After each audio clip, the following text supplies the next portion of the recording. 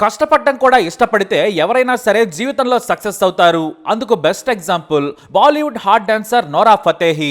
డాన్సర్గా career మొదలుపెట్టింది Nora 5 నిమిషాల పాటకు ఇప్పుడు 2.5 కోట్లు వసూలు చేస్తుంది. అంతేకాదు కాస్త పెద్ద బడ్జెట్ సినిమా అయితే 4 కోట్ల వరకు డిమాండ్ చేస్తుంది. ఇక డాన్సర్ నుంచి నటిగా కూడా మారింది.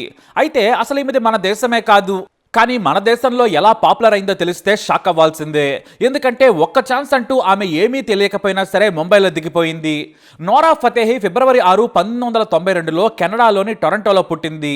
తల్లిదండ్రులది మొరాకో, కానీ కెనడాలో సెటిల్ అయ్యారు. చదువులో పర్వాలేదు. యార్క్ యూనివర్సిటీలో పొలిటికల్ సైన్స్ అండ్ ఇంటర్నేషనల్ రిలేషన్స్లో డిగ్రీ చేసింది. ఈమెకు బాలీవుడ్ సినిమా డాన్సులు అంటే చాలా ఇష్టం. బాలీవుడ్ సినిమాల్లో కనిపించాలనే కుతూహలం మొదటి నుంచి ఉంది. స్వతహాగా మంచి డాన్సర్. బాలీవుడ్లో ఛాన్సుల కోసం కొత్త డాన్స్ కూడా నేర్చుకున్నారు నోరా. ఇక డిగ్రీ తర్వాత తాను ఇండియా వెళతానని తల్లిదండ్రులకు చెబితే షాక్ అయ్యారు. ఏదైనా ఉద్యోగం చేసుకుంటూ తమకు చేదోడుగా ఉంటామనుకున్నారు. ఎందుకంటే వారిది చాలా పూర్ ఫ్యామిలీ. టొరంటోలోని ఓ చిన్న స్లమ్లో పుట్టి పెరిగింది నోరా.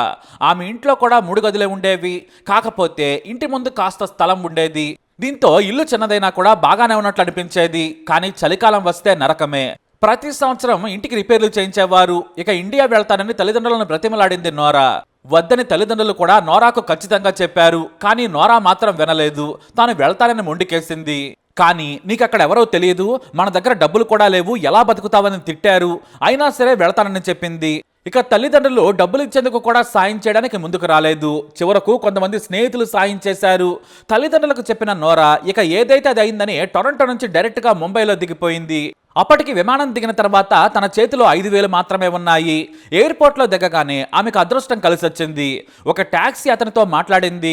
హీరోయిన్ అవకాశాల కోసం వచ్చేవారు ఎక్కడుంటారు, వారికి అవకాశాలు ఇప్పించే ఏజెన్సీలు ఎక్కడుంటాయి, అక్కడకు తీసుకెళ్తావా అని అడిగింది. నోరా అదృష్టం ఏంటంటే నిజాయితీ గల డ్రైవర్ దొరకటమే కాదు, నేను తీసుకెళ్తాను మేడం అని చెప్పాడు. 1000 రూపాయలు తీసుకున్న ఆ క్యాబ్ డ్రైవర్ సినిమా ఛాన్సులు ఇప్పించే ఏజెన్సీల దగ్గరకు తీసుకెళ్లాడు. ఓ పెద్ద అపార్ట్మెంట్ దగ్గరకు తీసుకెళ్లి ఇక్కడే చాలా మంది మీలాంటి వారు ఉంటారు మేడం అన్నాడు. 1000 రూపాయలు ఇచ్చిన తర్వాత అతనికి థ్యాంక్స్ చెప్పింది. తన లగేజ్తో అపార్ట్మెంట్లోకి వెళ్లే ముందు వాచ్మెన్ అడిగింది నోరా. ఫారినర్ కావడంతో ఆమెను తొందరగా లోనికి పంపించాడు వాచ్మెన్. సరాసరి 3rd ఫ్లోర్కి వెళ్ళమన్నాడు. 3వ అంతస్తుకు వెళ్ళిన తర్వాత ఓ చిన్న ఆఫీస్ లాంటి ఇల్లుంది. అందులోకి వెళ్ళిన తర్వాత ఓ వ్యక్తిని కలిసి తనకు సినిమాల్లో నటించాలని ఉంది, మీరు ఛాన్సులు ఇప్పిస్తారా అని అడిగారు. అయితే ముందు కొంత డబ్బు పే చేయాలని అడిగాడు ఏజెంట్. నా దగ్గర ఏమీ లేవని చెప్పింది. దీంతో మేము చెప్పిన షూటింగ్కి వెళ్ళాలి మరి, కానీ మేము కమిషన్ తీసుకుంటామన్నాడు. అదే చాలా గొప్ప అనుకుంది నోరా. నోరాకు ఓ రూమ్ చూపించాడు ఏజెంట్. అందులో 8 మంది ఉన్నారు. చిన్న బెడ్ చూపించి ఇక్కడే ఉండాలన్నారు. దీంతో ఆమెకు మతిపోయింది. కానీ తప్పదు కదా అనుకుంది నోరా. రోజు చిన్న చిన్న ఆడిషన్స్కి వెళ్ళేది. తన దగ్గర ఉన్న 4,000తో గడపాల్సి వచ్చేది. రోజుకి ఓ పూట గుడ్డు, మరో పూట కాస్త భోజనం, రాత్రిపూట పాలు తాగి పడుకునేది. ఆ డబ్బులను చాలా జాగ్రత్తగా వాడుకునేది. అయితే ఆమె దగ్గర ఖరీదైన ఐఫోన్ మాత్రమే ఉంది. దాన్ని అమ్మేయాలనుకుంది. ఎందుకంటే ఏజెంట్ చాలా ఆడిషన్స్కి పంపించాడు, కానీ ఎక్కడా సెలెక్ట్ కాలేదు. చిన్న చిన్న డాన్స్ షోలకు పంపించేవారు. గ్రూప్ డాన్సులకు కూడా నోరాని పంపించేవారు. అయితే ప్రతిరోజు తినాలంటే తప్పదనుకుని వెళ్ళేది నోరా. ఏ సినిమానో ఏ హీరోనో కూడా తెలియదు, కానీ చిన్న చిన్న షోలు చేసేది.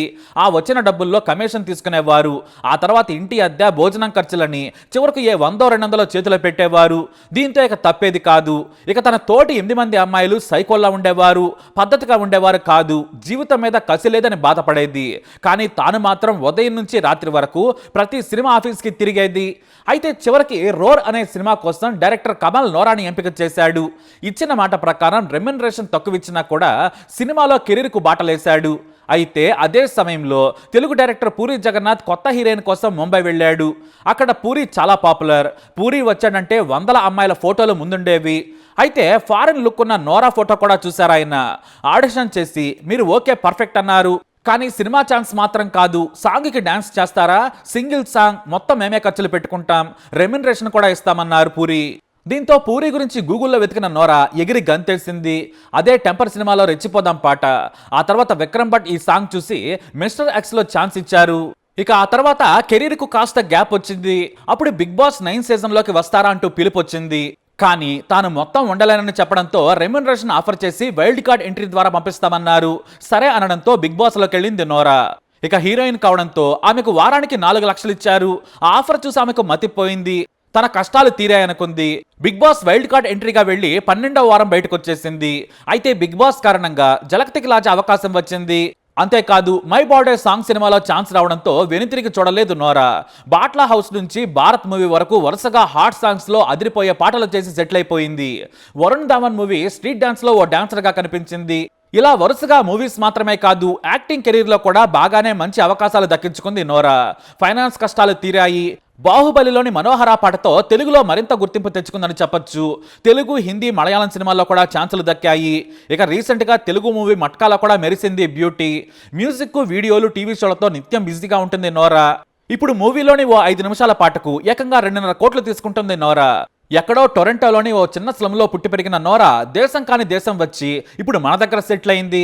అయితే మెడగాన్ ఎక్స్ప్రెస్ మూవీ సినిమా ప్రమోషన్ సమయంలో తన గురించి చెప్పింది నోరా.